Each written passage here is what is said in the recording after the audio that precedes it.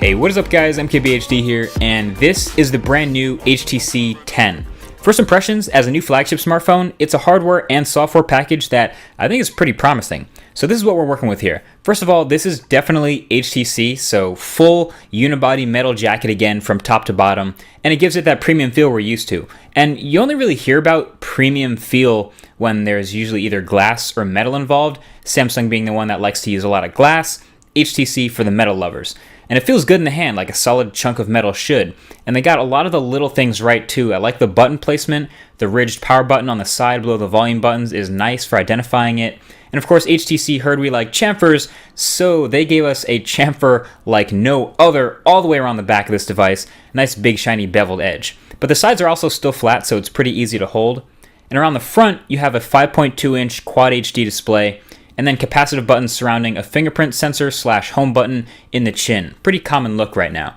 And the glass sort of wraps around the front as one big sheet of slightly curved edges.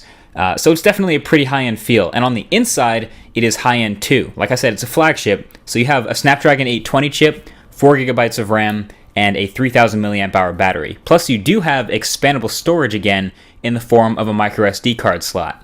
There's also a USB Type-C port at the bottom.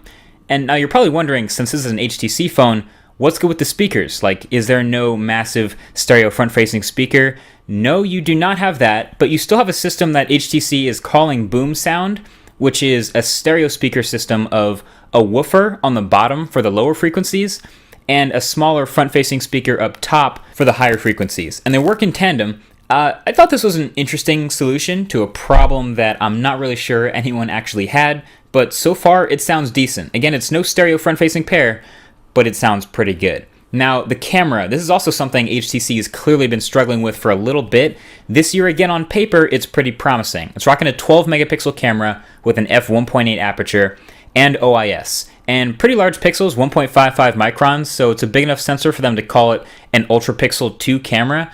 And it should be pretty quick with laser autofocus and a fast camera app.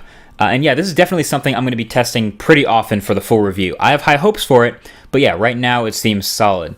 And the front-facing camera is a 5-megapixel wide-angle shooter, again with f1.8 and with OIS again as well. So you can get those super study selfies. And then HTC did something I really like in the software department. First of all, it's definitely an overall cleaner version of HTC's skin on top of Android. It's more vanilla, it has this more material design look with a lot of the stock apps and the settings, etc. And then they worked with Google on this phone to reduce the number of duplicate apps that you get out the box that do the same thing. I've talked about this on previous phones. Samsung in particular, they'll have like 2 apps installed on every phone to do pretty much everything. 2 email apps, 2 texting apps, 2 web browsing apps, 2 of everything. And Google already makes most of their stock apps from Nexus phones available in the Play Store. So what HTC did was essentially remove any duplicate app that they don't need that Google already makes. So the default calculator app on this phone is the Google Calculator. The default calendar is Google Calendar.